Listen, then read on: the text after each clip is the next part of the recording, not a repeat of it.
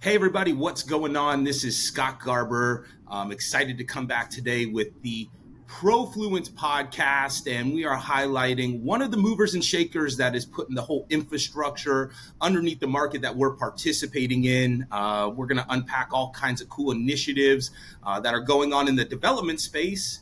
But I'm not here to tell the story. Without further ado, I'm here to bring on my man, Jason Clement from Sports Facility Companies. Jason, how are you doing today, my friend?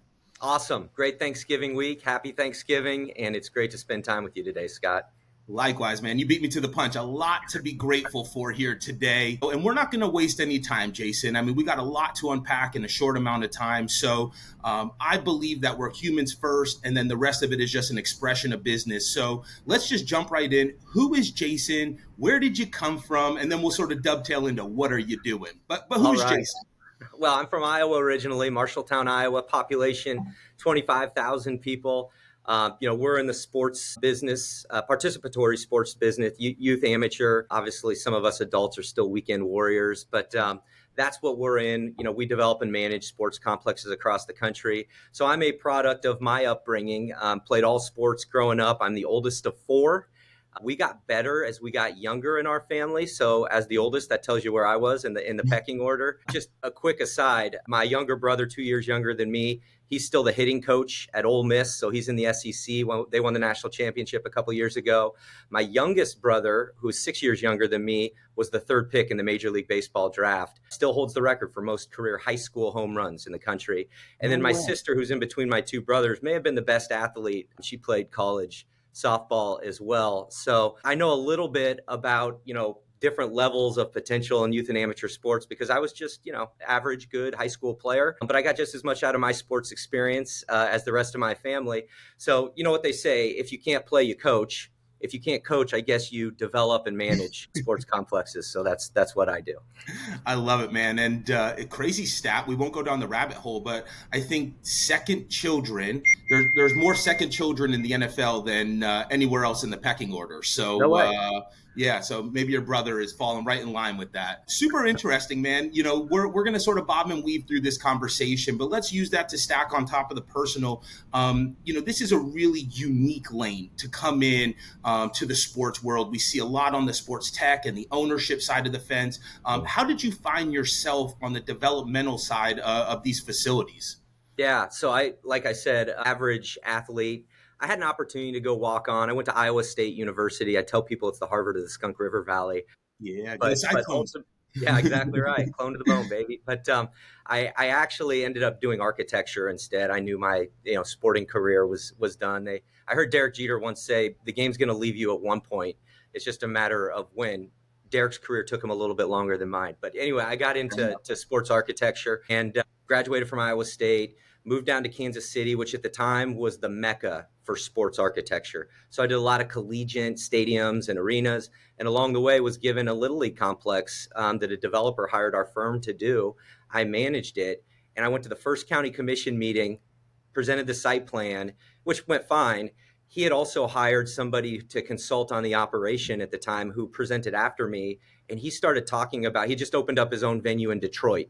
And he started talking about in Detroit at the time, this was like 2002, that parents, dads specifically, were reuniting with their kids over sport. He's talking about how sport was lifting kids up and out of certain neighborhoods. And I just thought about my background, which I just shared, and I got just as much out of my sports experience as the rest of my family, despite not having the same physical gifts, I would say.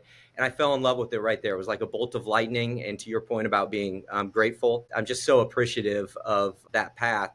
And I grabbed a burger with that consultant at the time, and we talked a little bit about our sports experiences. And he said, "Hey, we should start this thing up. Let's start a company."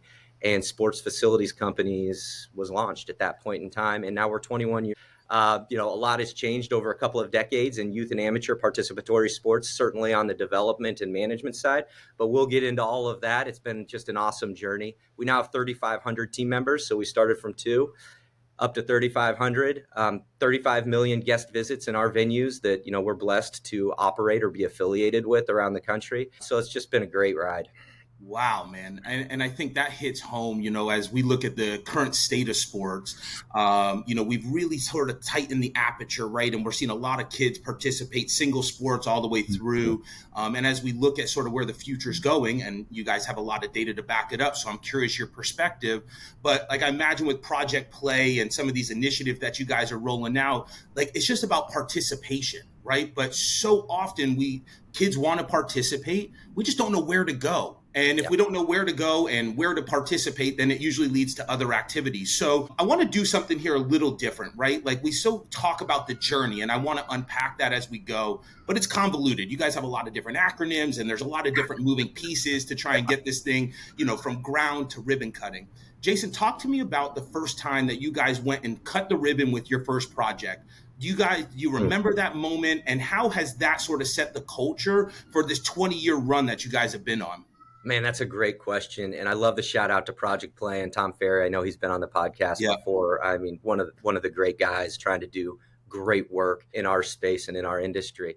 Yeah, back in early 2000s, we launched the organization, did a lot of feasibility studies, financial modeling for new complexes that were going to open and be developed. That one in Detroit that I was referring to was really the cornerstone for our organization when we started. What's interesting about youth and amateur sports, and certainly the business of it, right? It's important that you're sustainable. And I'd say that was one of the big lessons learned. Everybody, rightfully so, we want access for kids to play. That's important. These buildings and facilities have just gotten more and more expensive. You've got to pay for them. And so the private-public partnership and how the public has participated in the development of these complexes over the last 2 decades has been a really important component to this. There are certainly private ones like that one in Detroit, but what we learned at the time and has been, I would say, a strand throughout our growth over the last 2 decades is if you serve well, the financial part of this is going to come. Now, you still have to drive a good business model. I can tell you that the landscape of failed youth sports facilities is littered. I mean, the graveyard is littered with broken and dead complexes that were built on bad operating models. That's a reason I have a job, right, over the last couple of decades. So that very first one in Detroit that Brian Finnerty, who was one of the founders of SFC alongside Dev Patik and myself, really built a strong, solid operating model. And you can't compromise on the financial component of that. But you can build a scholarship component so that kids do have access to play. And we have a mantra, if kids qualify for free and reduced lunch, they should qualify for some sort of free and reduced play. And you can find a way to do that through partnerships in the community, certainly through the private-public partnership as well. And it's a both and, it's not an either or. You can serve that community that needs access to sport while also driving a really good business model and operating model that keeps the lights on and allows you to reinvest as these venues start to age and weather, and you have to put more capital improvements into them. No, it makes total sense. I want to go a layer deeper just because I've been going and digging into the business, and as someone who participates at these facilities, both as an adult, as you mentioned, but more importantly, when I was coming up, you don't really think too much about the mechanics of it. So Parks and Recreation is sort of what I was accustomed to coming up. That was all run by the city. We would call that the public arm of this. But you talk about this mixture, I think you P3, this public and private entity. As we look sort of in a post-COVID world and athletes getting more involved, are we watching more private facilities come onto the market that you guys are building? Is it a mixture of both with private and public? I'm always curious what that looks like and how these are, standing up.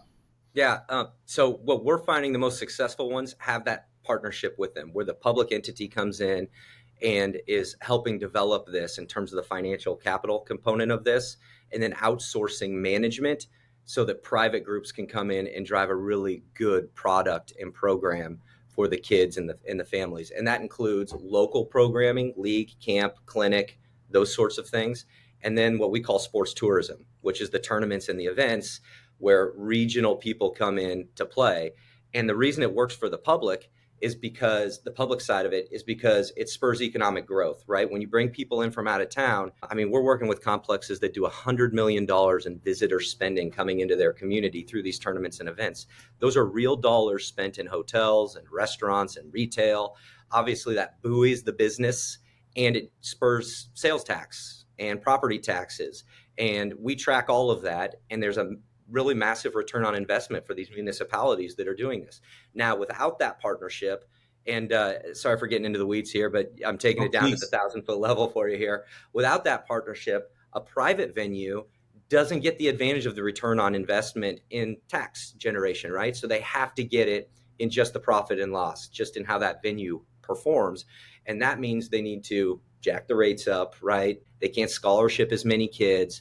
And so the park and rec component of that, or the local programming component of that, is really what suffers for that. And so what you find in those private venues, more often than not, unless they're running a really robust league that is a very profitable league, they're really focused on the tournament and the event business, that's driving the bigger return on investment. And the local kids are losing out, and they're still out playing in what would be considered substandard facilities and venues. So getting that right up front, and we have a guiding principle here. How it starts is how it stays. So when we open up a new venue, it's important that you come out of the ground, you do it right with the right programming, with the right partnerships with Park and Rec, with local nonprofit philanthropic organizations that are serving, and then filling in the gaps with the right league, camp, clinic programming that will stabilize and sustain the facility while also putting that scholarship component in place to where you can do both. So hopefully I answered your question there and all that rambling. Thanks for hanging with me. And those are the nuances that I think that, we look for, right? Because it's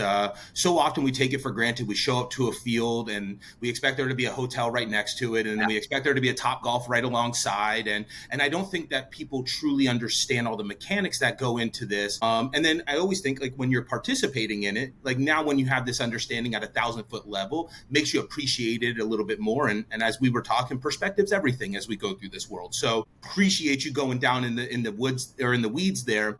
I want to steer the conversation in a little different direction now, right? So traditionally, I think heads and beds has sort of been like the baseline metric of like, hey, you're driving economic development. Just looking at some of the maps of where you guys have popped up these facilities, they're not like specifically in the metros, right? Maybe you're 20, 30 miles outside of Kansas City or a Miami. What are the other metrics that determine success? And then maybe layer two of that question is like, how do you guys get the tournament organizers and event organizers to become aware of these new facilities that are coming online?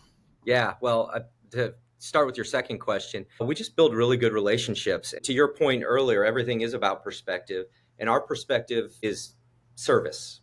How do we serve more? How do we serve better? And when you bring that perspective to any relationship, I'm gonna geek out a little on the leadership side here. So Stephen Covey, right, the emotional bank and trust model that you probably know. That's what we coach our team on. I mean, every one of our team members goes through that saying, hey, when you're in a conversation like this one, and you remember the movie with Justin Timberlake where they had the amount of time that you had, available in your life? I think about it in terms of the trust bank. Like, you and I have a pretty high bank account right now in our trust, right? And you're always making withdrawals or deposits at any given moment. And so when you look at our relationship with rights holders as an example, how are we serving them? How are we serving their customers and their guests? And ultimately then, how are we buoying what they're doing and their mission and margin, both? And if we're doing both of those things, they're going to come alongside us when we go to any town, USA.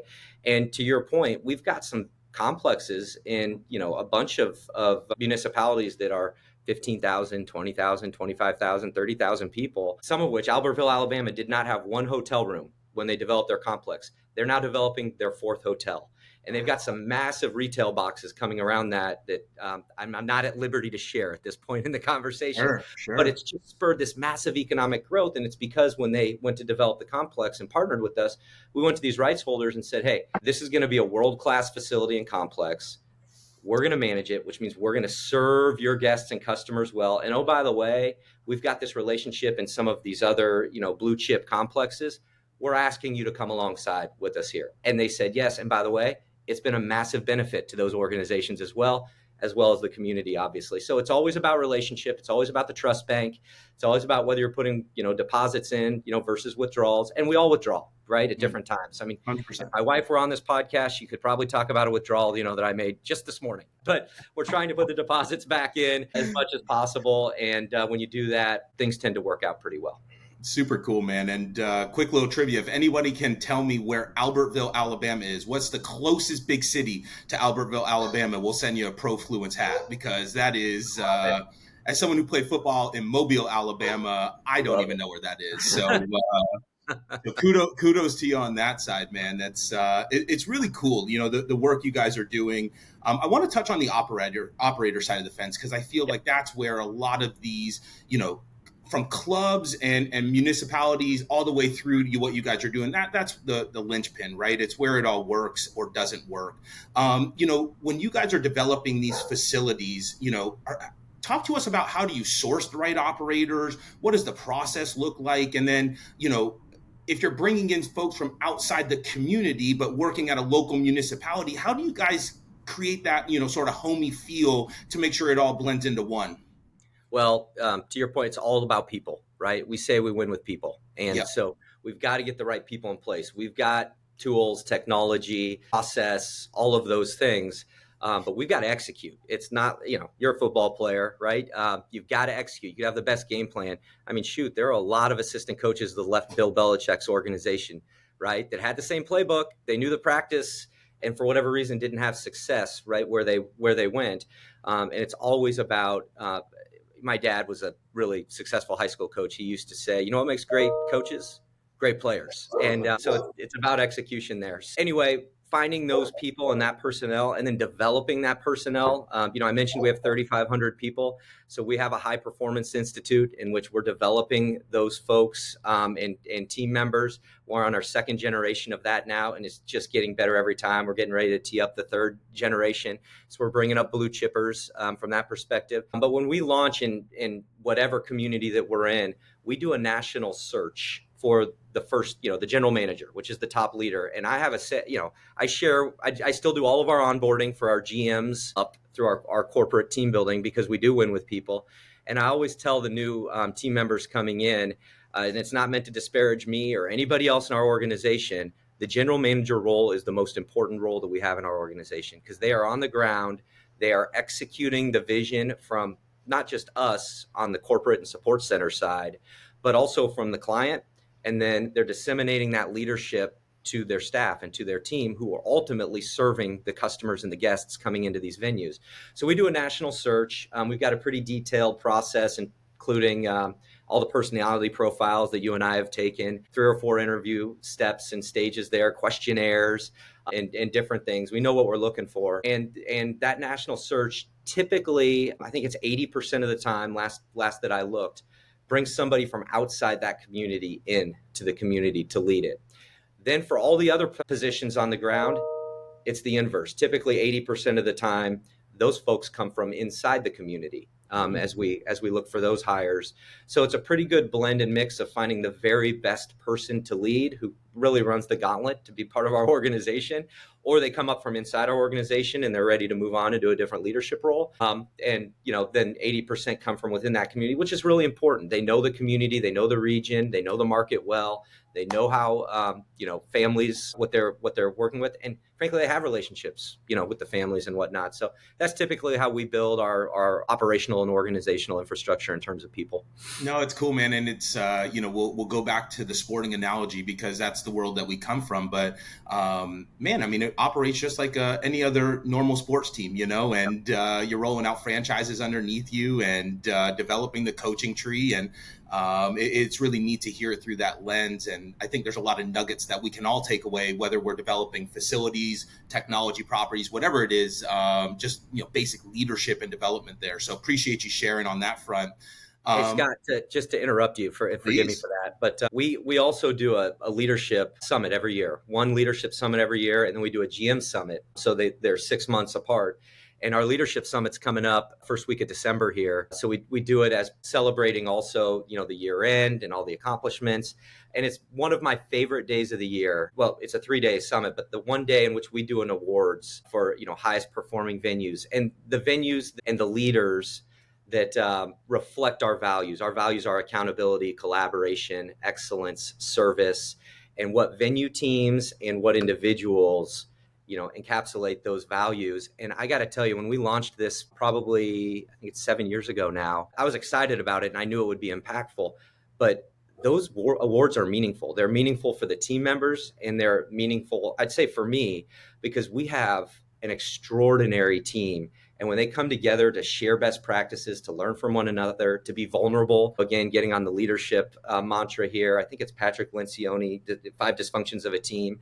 The baseline for a great team is trust, right? You can't have accountability without trust, because when I make a mistake, and I do, I need to know that I'm going to get the grace and I've got the trust to be able to go fix it. And so we're just trying to build a culture of leaders that create leaders, if you will. And leadership's like this cliche word nowadays, but people that serve with integrity and serve really well. So that culture is really important for us as we build it. And I got to tell you, it's so gratifying during that leadership summit to see the top 150 leaders from our organization come in, be vulnerable, share with one another. I mean, these people are 5-star, 5-tool players in the business and operational world. If I told you where some of these people came from, like CFO of Walmart.com, right? Like it's amazing organizations that they have come through and have spoken into our organization just to make us better. It's really all about people, really, in any industry. So thanks for letting me talk through No, that. of course, man. And I mean, look, we're going to stay on that. And, we're able to go off. Well, there was no script. So we can go wherever we want, Jason. But I think, we always talk about here at Profluence that sports is this coveted ecosystem that you have to take great responsibility when you participate, because you are literally shaping or creating an environment for kids and coaches and parents to practice and come into this world, how to behave, how to grow, how to be vulnerable, and then bring it back to the real world, right? So it's this finite ecosystem where you get to go then apply it to an infinite game. Little Simon Sinek plug there, and so it's Jason, I think that we take it for granted when you show up on the folks that are running the facility, right? They set the tone and the energy of what this experience is going to be. And so, in golf, the first person that you meet is the guy grabbing the bag, out of your car. Right. And that's the tone setter of what the whole experience is going to be. But it's those little details that permeate from the GM or yourself all the way to, the entry level employee that creates that holistic experience, which ultimately I believe puts heads in beds and keeps you coming back and leaves you with, wow, Albertville, Alabama, I can't wait to go back, versus where the hell is that, So Right. it's so neat to get these moments from, the visionary 20 years ago to now watching this massive org start to, really make its footprint. Jason, I'm curious. So it's going to feel a little bit out of left field, but you guys have these amazing facilities. We know about the events that happen on the weekends. We know about some of the programming around them. How do you guys think about fulfilling those facilities Monday through Friday, 8 to 5, that traditionally kids are in school? And I'm going to precursor it a little bit. College landscape's changing, right? We know that. K-12 education's evolving. I'm curious, do you guys look at academies? Like, how do you think about filling that dead space to become deeper stewards of community? Yeah. Well, first of all, we're looking to be as innovative as possible. Here's how we manage venue performance for us. Obviously, there's financial performance, and that's what people would think. But we really measure it in 5 ways. One is, what's our relationship with that venue owner like, right? The municipality. So that's 1. 2, how's the venue perform financially? 3, what's the guest experience like there? 4, how's the team developing? Is there upward mobility, and are they looking to, continue to grow and expand, lifelong learners sort of thing? And then 5 is innovation, which is what made me think of this. And you're talking about, how do we innovate? How do we create? And this landscape has changed over the last 20 years. And to your point, one of the big opportunities is the academy business here. So we just, in southern Kansas City, Overland Park, Kansas, we just opened up a couple of weeks ago the Advent Health Blue Hawk Sports Indoor Sport and Event Center. And we have an academy in there, right? Hold on, Monday Jason, through before you Friday. go down that road, just you say that as you glance over it. Give the listeners a perspective of the footprint of this facility, because this isn't just your mom and pop, 2 or 3 baseball fields. Just paint that picture and then go dive into it if you don't mind. Yeah, so we just opened up phase 1, and we've got phase 2 and 3 to come. But phase 1, indoor ice rink, right? A bunch of basketball and volleyball courts. And then on top of that, we can put indoor turf down that we have palleted that we put down. So it's got indoor turf based programming, batting cages. It's got a sport performance center that's there as well, that includes 3 lanes for lap swimming, as well as, I'll just say, the newest technology in sports performance, which is inclusive of not just the weights and the strength and conditioning part of it, but it's got all of the massage as well as nutrition elements that come along with it as well. Then there's an entertainment component, which, if you could imagine sports-based Dave and Buster's, that's what this is inside, inclusive of like a roller coaster sort of thing that comes around, the ceiling and in and out, laser tag. It's really amazing. It's got bowling as well. And then it's got the interactive, darts on a screen, or you can, play the slapstick hockey thing or kick goals, in as well. And then I would put the food and beverage up against definitely better than any, sports bar, because there's healthy alternatives as well as, traditional sports stuff. But it's really about the nutrition component for those that are playing at that level to, the weekend Joes, that want to go there and just have a good social experience as well. So that's Cool. phase 1. Phase 2, more ice. There's going to be the Mammoth Fieldhouse that comes in, which is really a blend of Top Golf with, if you know, the Putt Shack Pop Stroke thing that's happening there as well. And then like a little bit like a chicken and pickle, but like indoor pickleball as well, that's coming in phase 2 as well. It's awesome. It's really amazing. So that's the type of place. And to your point, historically, 20 years ago, you could shoot a cannon off through these places during the weekday and not hit anybody, right? But this type of place now is built for academy business because of the food and beverage, nutrition, classroom, multi-purpose space, as well as the rank and other things that are happening there. In addition to that, a lot of corporate business that can come in there and do all of those things.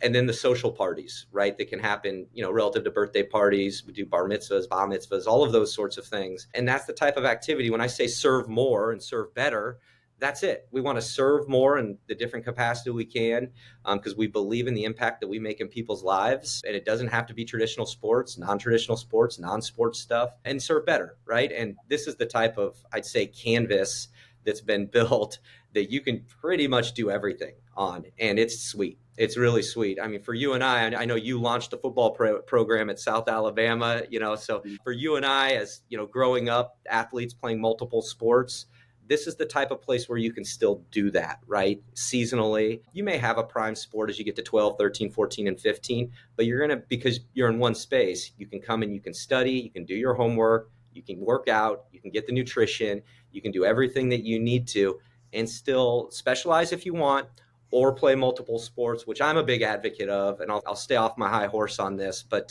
being from Iowa originally, man, I was never a great wrestler. But boy, there's something about one-on-one, right, under the light, learning how to win, lose, how to compete, all of those things really set you up for life and team sports. 100%.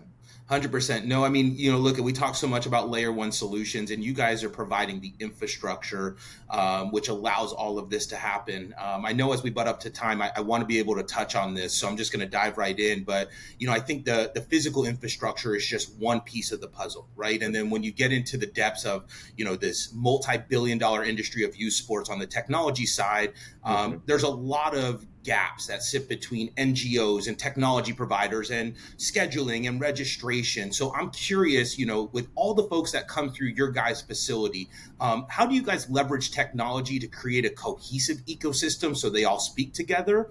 And then what technology platforms, if any, got you most excited to blend, your guys' physical properties together?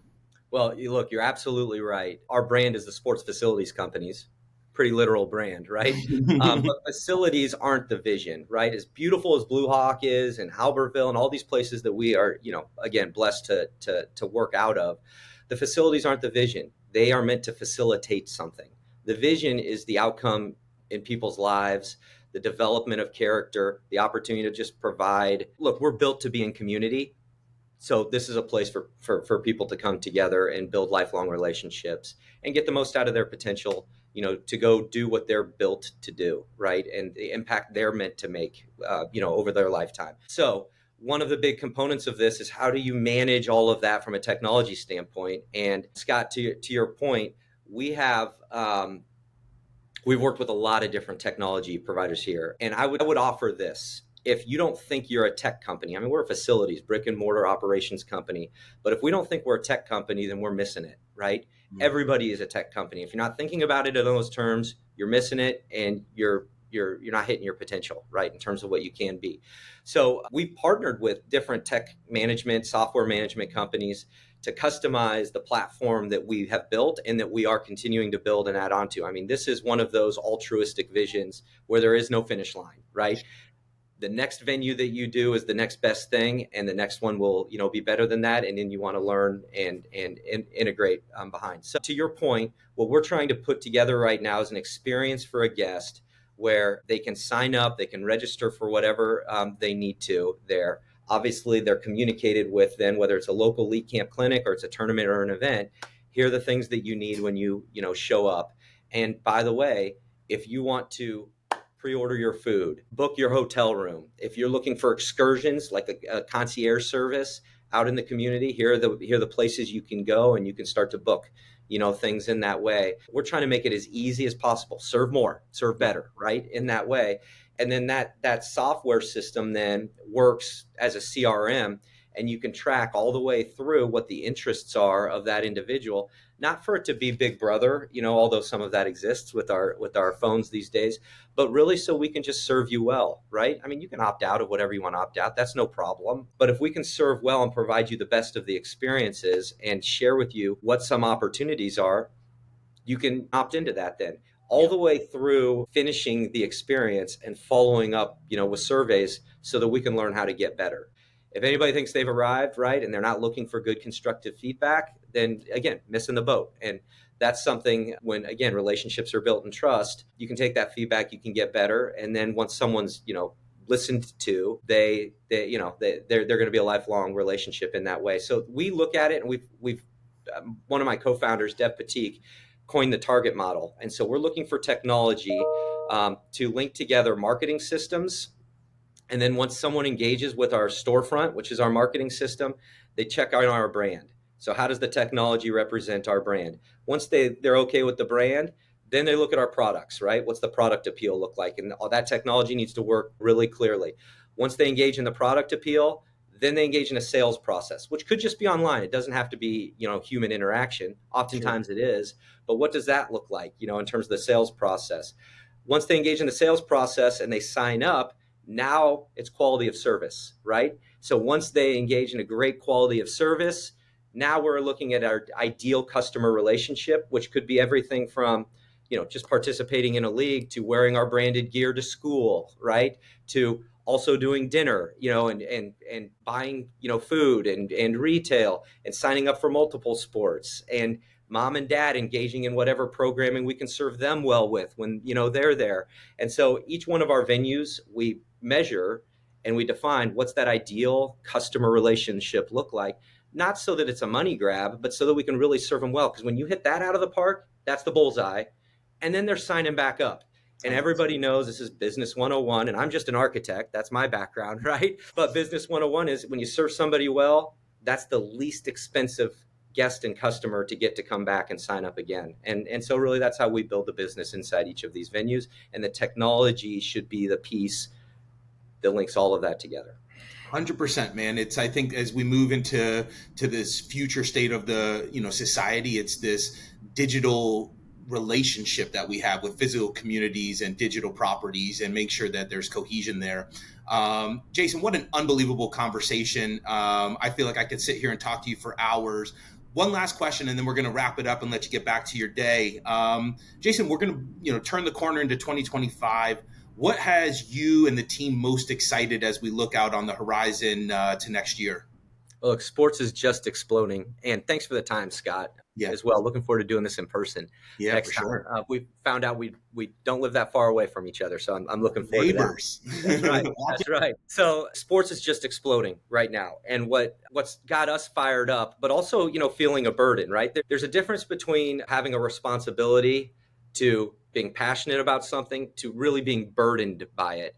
Mm-hmm. And the burden that we have right now is the impact that a positive sports experience can make for an entire family, and how it can change the generational outcome, and cycle for that family.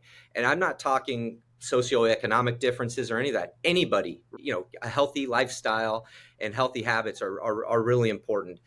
So we feel a burden, for that. And as these venues with, inflation and cost of construction in a post-pandemic world, as they get more and more expensive to build or renovate or operate, how can we make them sustainable for those venue owners while also providing that service to the families that absolutely need it?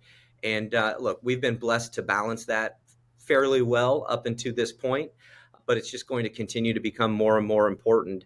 And so we've got this burden right now as we're putting our rocks in place for 2025, our goals and our objectives for 2025, all under the spirit of serve more and serve better. But how we measure that, how we drive at that with tools, technology, process, and people. And we feel really great about the strategic plan we've put in place. There's a proverb, though, that says success equals good planning and hard work, right? Good planning and hard work. That's the formula. That's it. So our team's pretty fired up about that. The second part of that proverb is that hasty action leads to failure. And we're trying to be really smart and sustainable where we put our investments so that we can make the biggest impact as possible for all these families and the people we're blessed to serve. Boom. We're going to drop the mic on that one, Jason. I mean, look at, blessed us with several nuggets that we can all take away and apply to our individual lives, take away to the businesses that we're building and contributing to. And then most importantly, we can go ahead and lean in to this sports ecosystem and make it just a little bit better than when me and you were coming up and participating for future generations. So, from the Profluence team, thank you so much for the incredible work that you guys have done. And, we look forward in the future to leaning in and building alongside of you. Thanks, Scott. Appreciate the time and congrats on the platform that you've built and the impact you're making. Thanks, brother.